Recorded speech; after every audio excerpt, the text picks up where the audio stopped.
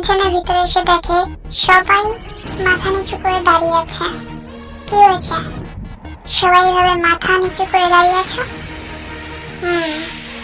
ভুল না করলে তোমরা এইভাবে কখনোই দাঁড়িয়ে থাকো না।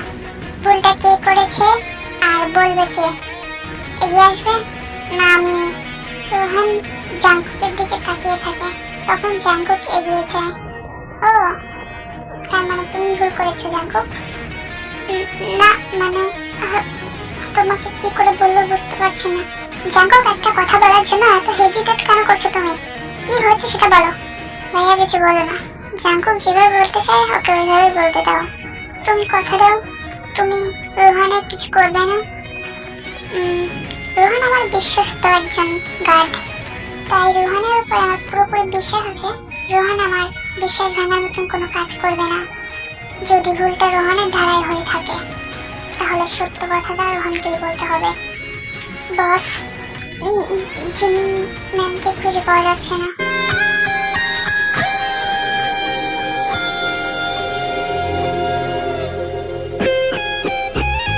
পুরো মেনশনে খুঁজেছো? সব জায়গায় খুঁজে দেখেছি বস, কিন্তু কোথাও নেই। জিমিনের রুমের বাইরে সবসময় দাঁড়িয়ে থাকে কে? আমি।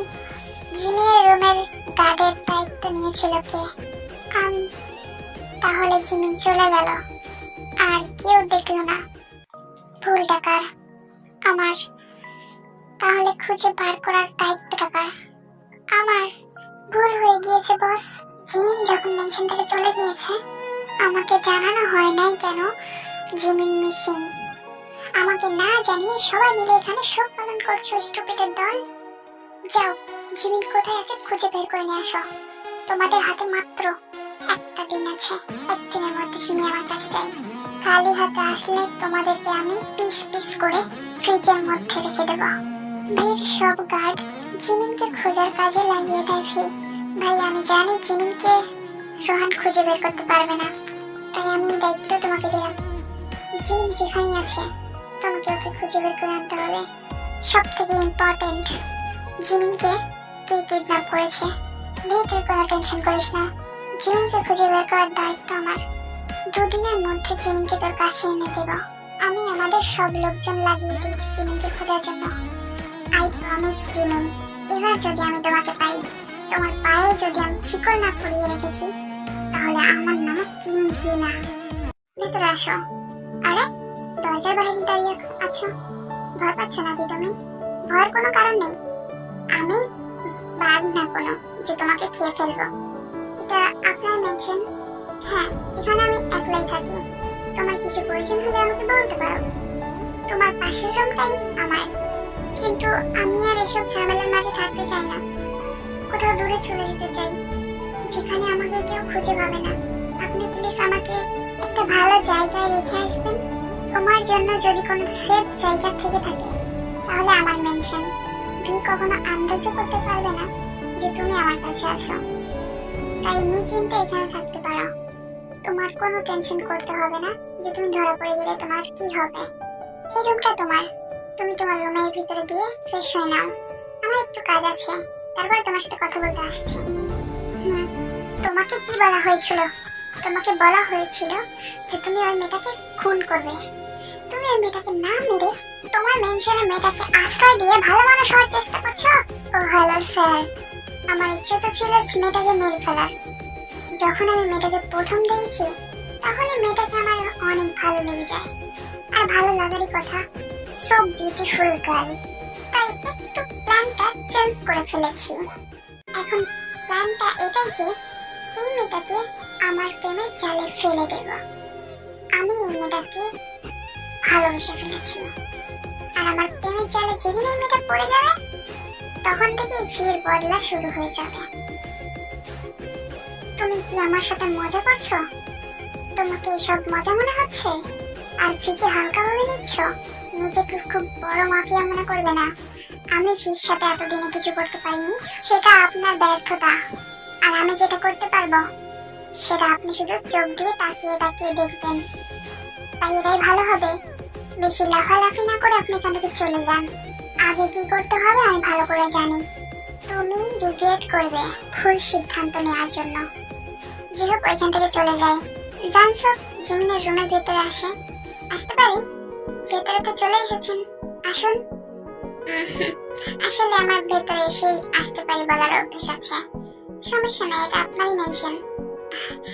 সেটা ঠিক, কিন্তু তুমিও তো এখন এখানে থাকবে, তাই কেন যেন মনে হচ্ছে আপনি অনেক ভালো। আর সকলের মতন আপনি ওরকম খারাপ না।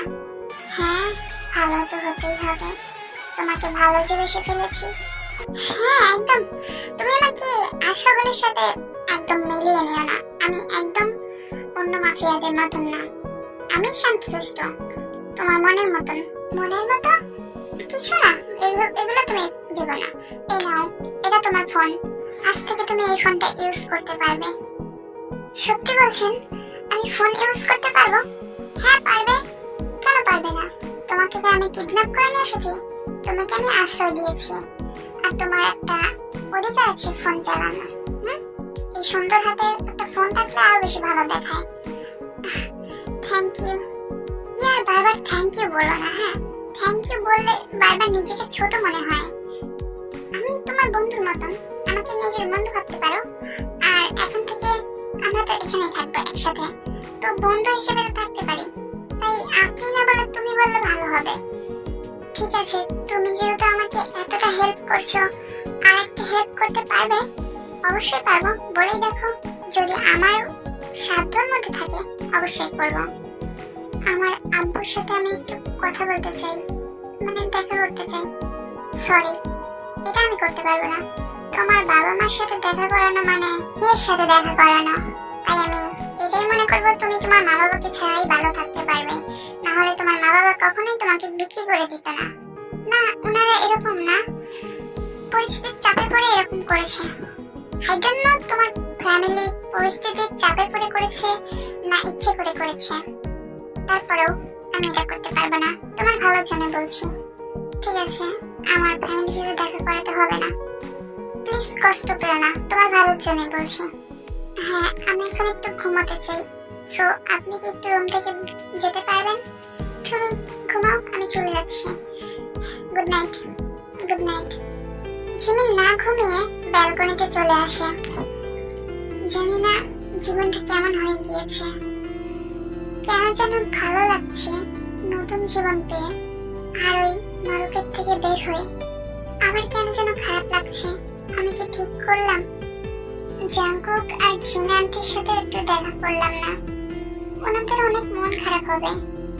আমি ওনাদের মন ভেঙে দিয়েছি হয়তো, কিন্তু কি করব, আমি নিজে বাঁচতে চেয়েছিলাম।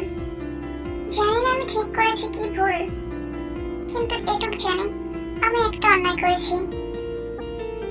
জিন আন্টি আমাকে নিয়ে অনেক আশা করেছিল যে হয়তো আমি ওনাদের জীবনে আবার শান্তি ফিরিয়ে আনতে পারবো, কিন্তু উনি জানে না ওই বাড়িতে এমন কেউ নেই যাদের মনের ভেতর একটু হলেও হার্ট আছে যে আমি সেটা আবার জাগিয়ে তুলবো। সবগুলো একটা হার্টলেস, ওইখানে কখনো কেউ থাকতে পারে না। জিন আন্টি, আমি আপনাকে কথা দিচ্ছি, জীবনে যদি কখনো বেঁচে থাকি আপনার সাথে দেখা করবই। 2 দিন হয়ে গিয়েছে, কেউ মেয়েটার কোনো খবর পাচ্ছ না? হাওয়ায় মিলিয়ে গিয়েছে নাকি যে কোথাও নেই? সুগা ভাইয়া, তুমি এই কথাই বলছো? আমাদের শত্রুর ভিতরে যেহুক সব থেকে বড় শত্রু, আর ওর বড় ছেলেকে নিয়ে ও কিছুদিন হসপিটালে দৌড় করছে। আর আমি দেখছি যেহুক অনেকদিন ধরেই শান্ত হয়ে গিয়েছে। যেহুকের শান্ত থাকার মানে এটা বোঝাচ্ছে যেহুকই এর মাঝে জড়িত আছে। খুঁজে বের করার চেষ্টা করো। আমি বলেছি আমি ওই মেয়েটাকে চাই, আমি পাগল হয়ে যাচ্ছি ওই মেয়েটাকে ছাড়া। রোহান কোথায়? রোহান কিছু বলবে না আমার বন্দুক কথা বলবে এখন? আমি বলছি তো, ওই দিন শুধু লিসা ম্যাম এসেছিল। লিসা? লিসাকে মেনশনে আসার পারমিশন কে দিয়েছে? ইউনো, তুমি তো মেনশনের পাহারাদারি করো তাই না? তাহলে মেনশনের ভিতরে লিসাকে আসার সাহস দিয়েছে কে? আমি মানা করেছিলাম অনেকবার, কিন্তু আমার কথা শোনেনি একটাও। বলেছে আপনাকে বলে আমার চাকরি খেয়ে নিতে পারে, আর বলেছে আপনি নাকি নিজেই আসতে বলেছেন। তুমি আমার কাছে একটাবার ফোন দিয়েছিলে। সব স্টুপিড কেন আমার এখানে আছে? একটা গুলি করে মেরে ফেলবো নাকি আমি সবাইকে? ঠিক আছে, আমি নিজেই জিহুপের কাছে যাব। জিহুপের সাথে আমার মিটিং ফিক্স করো, আর লিসা যেখানে আছে ওকে খুঁজে বের করে নিয়ে আসো আমার কাছে। ঠিক আছে বস। আজ বিকেল 4টায় জিহুপের মেনশনে ওর সাথে তোর মিটিং ফিক্স করে দিয়েছি। আচ্ছা, আমি এক্ষুনি যেতে চাই। না, জিহুপ 4টার কথা বলেছে, আমার কাছে এত নষ্ট করার মতন টাইম নেই, আমি এক্ষুনি যেতে চাই। জিহুপ রাজি হয়েছে তো? হ্যাঁ, তাহলেই হবে। ভি তক্ষুনি বের হয়ে পড়ে।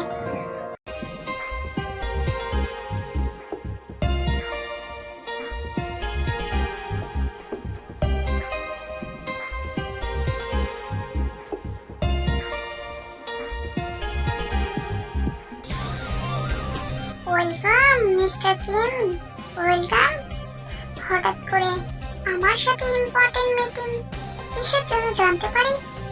আমার দুটো ছেলেকে তো গণধুলাই করে হসপিটালের বেডে ফেলে রেখেছিলে, আজকে কি আবার আমাকে ধুলাই করবে নাকি? না না, কিন্তু কোনো কাজ ছাড়া ফালতু মানুষদের সাথে দেখা করে না। তা কিসের জন্য এসেছো সেটা বলো। তুমি জিমিনকে কিডন্যাপ করে কোথায় রেখেছো? জিমিন? এই জিমিনটা কি? নাটক করো না জিহুপ, জিমিনকে কোথায় লুকিয়ে রেখেছো? আবারও বলছি, আমি জিমিন নামের কাউকে চিনি না। হ্যাঁ, তারপরে ভি ওর ফোনে একটা ভিডিও দেখায়, ভিডিওর মাঝে দেখা যাচ্ছে সুগা বন্দুক ধরে রেখেছে জ্যাকসনের মাথার উপরে। দেখ, এসব কিচ্ছু করবি না তুই, আমার ছেলেদের কোনো অপরাধ নেই। হ্যাঁ, আমার দুটো ছেলে হসপিটালে পড়ে আছে। দেখ, আমি এসব কিচ্ছু করিনি, আমার কোনো ছেলেই এর সাথে জড়িত নেই। কাকে খুঁজছিস সেটাও আমি জানি না। জিমিন আমার পার্সোনাল সার্ভেন্ট। আচ্ছা বুঝেছি, কিন্তু দেখ, আমি সত্যি কথা বলছি, আই প্রমিস। আমার ছেলেদের কসম, আমার ছেলের মাথার উপর বন্দুক আছে, তারপর আমি মিথ্যে কথা বলছি? সত্যি বলছি, আমি এসব কিচ্ছু করিনি। একটা মেয়ের জন্য কেন নিজের ছেলেকে মারতে যাব বল? সত্যি কথা বলছিস তো? যদি মিথ্যে হয় তাহলে আমি তোর ছেলেকে না, আগে তোকে মারবো। সত্যি বলছি ভাই, ছেড়ে দে আমার ছেলে দুটোকে। ভি কিছু না বলে ওখান থেকে চলে আসে, রুমে এসে সবকিছু ভাঙচুর করতে থাকে।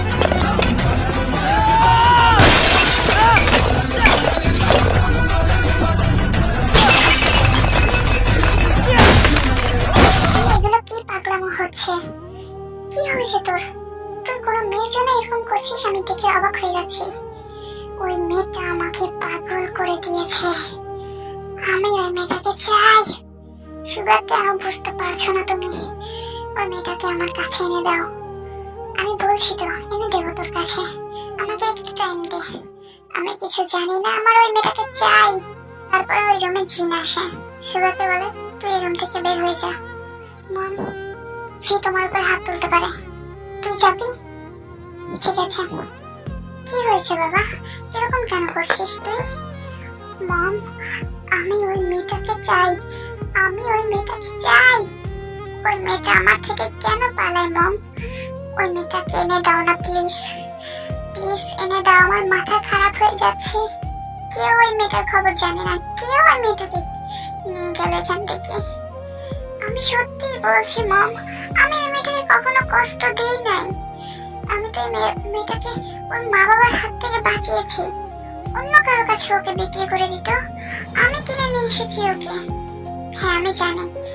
আচ্ছা বাবা, আমার কোলের উপর মাথা দাও, আমি তোমার মাথাটা একটু টিপে দিই, ব্যথা কমে যাবে।